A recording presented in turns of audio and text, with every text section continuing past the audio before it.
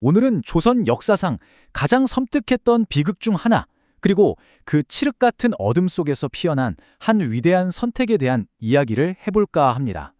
때는 1457년, 모든 게 꽁꽁 얼어붙은 겨울이었어요. 차디찬 강물 위로 한 어린 왕의 시신이 그냥 둥둥 떠다니고 있었죠. 바로 이 어명 때문이었습니다. 저 시신에 손을 대는 놈은 삼족을 멸하겠다. 와, 이건 당시 왕위를 빼앗은 세조가 내린 명령이었는데요. 죽은 왕의 시신을 수습하기만 해도 온 가문이 몰살당한다는 거잖아요. 정말 그야말로 공포 그 자체였던 거죠. 이런 공포가 온 나라를 지배하던 시대에 도대체 누가 감히 왕의 명령을 거역할 수 있었을까요? 모두가 숨죽이고 외면하던 바로 그 순간, 이 이야기는 우리에게 아주 근본적인 질문을 던지는 것 같아요. 절대적인 권력 앞에서 과연 인간의 도리는 어디까지 지켜질 수 있을까? 자, 지금부터 이 사건 속으로 한번 깊이 들어가 보겠습니다. 1457년 강원도 영월의 동강입니다. 정말 살을 내는 듯한 차가운 강물 위로 한때 이 나라의 왕이었던 단종의 시신이 뭐랄까 마치 짐승의 사체처럼 그냥 버려져 있었어요. 그의 삼촌이자 새로운 왕이 된 세조의 명령 때문에 그 누구도 감히 시신을 수습할 엄두조차 내지 못했던 거죠. 무려 사흘 동안 나라는 그야말로 공포에 마비됐습니다. 아무도 감히 그 시신에 다가가지 못했습니다. 백성들은 그 끔찍한 광경을 보면서도 소리 한번 내지 못했습니다. 왜냐고요? 통곡소리마저 죄가 되던 그런 시절이었거든요. 한때 온 백성의 아버지였던 왕의 몸이 이제는 들짐승의 먹이가 될 판이었습니다. 그런데 바로 그때 모두가 외면하던 그 어둠 속에서 한 남자가 조용히 걸어 나오기 시작합니다. 아니 근데 대체 이 어린 왕은 어쩌다가 이렇게 비극적인 최후를 맞이하게 된 걸까요? 이걸 알려면 시간을 좀 거슬러 올라가야 합니다. 아이러니하게도 말이죠. 이 모든 비극의 시작은 그가 가진 완벽함, 바로 거기서부터 시작됐습니다. 단종, 이 인물은요, 조선 역사상 가장 완벽한 로열 패밀리 혈통을 가지고 태어났다고 해도 과언이 아니에요. 바로 위대한 세종대왕의 적장손이었으니까요. 그러니까 왕세손, 왕세자, 왕으로 이어지는 이 코스는 그야말로 유교적 정통성의 끝판왕이었던 거죠. 그 누구도 이 왕의 계승에 토를 달 수 없었어요. 모두가 밝은 미래를 그렸지만 운명은 참 얄궂게도 그에게서 가장 중요한 보호막들을 하나씩 앗아갔습니다. 한번 보세요. 정말 기가 막힙니다. 1441년 태어난 지 단 하루 만에 어머니가 돌아가십니다. 그리고 1450년엔 그 위대했던 할아버지 세종대왕이 세상을 떠나죠. 2년 뒤에는 아버지 문종마저 재위 2년 만에 승하하고 말아요. 결국 불과 12살의 나이에 단종 곁에는 자신을 지켜줄 가족이 단 한 명도 남지 않게 된 겁니다.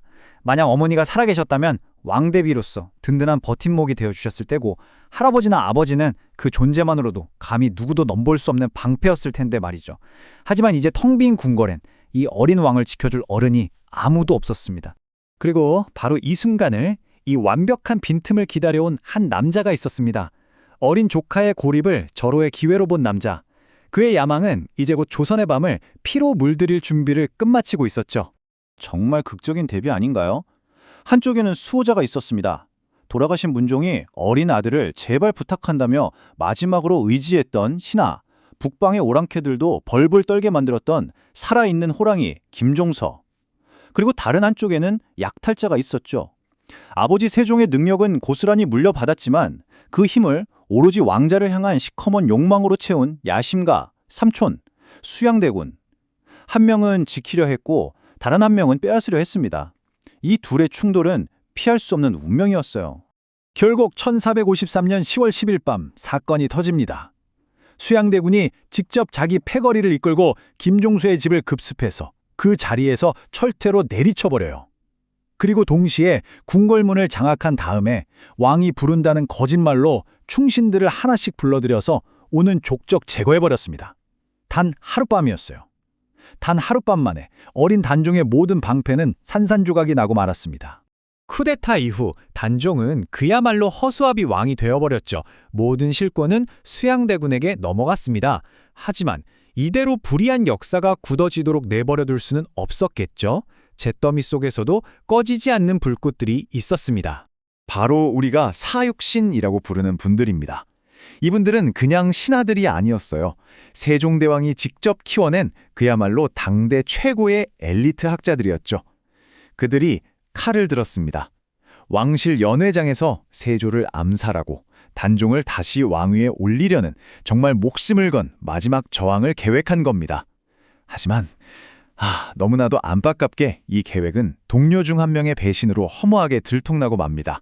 붙잡힌 사육신들은 정말 상상할 수 없을 정도로 끔찍한 고문을 당했습니다. 이글이글 타는 쇠로 몸을 지지고 말로 다 못할 정도였죠. 세조가 직접 성산문에게 물었어요. 내가 어찌 나를 배신할 수 있느냐? 그러자 성산문이 뭐라고 답했는지 아세요? 그는 세조를 끝까지 왕이라고 부르지 않았습니다. 나으리라고 칭하면서 이렇게 말했죠. 나의 임금은 오직 수관궁에 계신 단종 한 분뿐입니다. 와, 이건 정말 죽음 앞에서도 절대 꺾이지 않는 선비의 절개 그 자체를 보여주는 장면이죠. 결국 이 암살 시도의 실패는 단종의 운명에 마침표를 찍고 말았습니다. 이 조카를 더 이상 살려둬선 안 되겠구나. 세조는 이렇게 판단한 거죠. 결국 단종을 왕의 자리에서 끌어내려서 머나먼 영월 땅으로 유배를 보내버립니다. 그리고 6명의 충신들은요, 온몸이 갈기갈기 찢기는 가장 참혹한 형벌인 능지처참을 당하며 생을 마감했습니다. 자, 이렇게 해서 다시 이야기의 처음으로 돌아왔습니다. 차디찬 강물 위에 버려진 단종의 시신, 그리고 왕의 서슬퍼런 명령에 모두가 공포에 떨고 있던 바로 그 순간, 역사의 물줄기를 바꾼 한 남자의 선택이 있었습니다. 그 남자의 이름은 바로 엄흥도, 영월의 작은 지방관리, 호장이었습니다. 그는 생각했습니다. 아무리 세상이 뒤집혔어도 한때 이 나라의 왕이었던 분이 저렇게 짐승처럼 버려지는 것을 사람으로서 차마 외면할 수는 없다고. 그리고 그는 결심합니다. 가문 전체의 목숨을 건 엄청난 결심을 말이죠. 그날 밤 엄흥도는 조용히 자신의 세 아들을 불렀습니다. 그리고 물었죠. 이 일은 발각되면 우리 가문의 씨가 마를 수도 있는 일이다. 그래도 아버지를 따르겠느냐? 이게 어떤 피바람을 몰고 올지 누구보다 잘 알면서도 그는 아들들에게 이 무거운 짐을 함께 질 수 있겠냐고 물은 겁니다. 아들들은 아무 말 없이 그저 조용히 고개를 끄덕였습니다. 그렇게 그날 밤 아버지와 세 아들 4사람은 칠흑 같은 어둠을 틈타 차가운 강물에 뛰어들었습니다. 그리고 마침내 단종의 시신을 수습했죠. 그런데 그들이 시신을 메고 산을 오르자 정말 거짓말처럼 갑자기 눈보라가 휘몰아치기 시작하는 거예요. 이건 정말 하늘이 도운 걸까요? 신기하게도 그 눈보라 속에서 유독 눈이 쌓이지 않는 평평한 땅을 발견했고 그들은 그곳에 왕을 고이 묻어주었습니다. 훗날을 기약할 수 없으니 들킬까봐 봉분도 없이 그저 작은 소나무 한 그루만 표시로 남겨둔 채 말이죠. 엄흥도의 이 용감한 행동, 당장은 아무것도 바꾸지 못한 것처럼 보였을 겁니다. 세상은 여전히 세조의 것이었고 아무도 이 일을 알아주지 않았으니까요. 하지만 시간은 우리가 생각하는 것보다 훨씬 더 공정한 기록관입니다. 그리고 역사는 결국 각자의 행동에 대해 아주 냉정한 판결을 내리게 되죠. 자, 이 표를 한번 보세요. 두 사람의 운명이 어떻게 갈렸는지 극명하게 보여줍니다. 먼저 권력을 위해 조카까지 죽인 세조. 그는 평생 자기가 죽인 사람들의 악몽에 시달렸다고 해요. 그리고 온몸이 썩어 들어가는 끔찍한 피부병에 걸려서 결국 엄청난 고통 속에서 죽었습니다.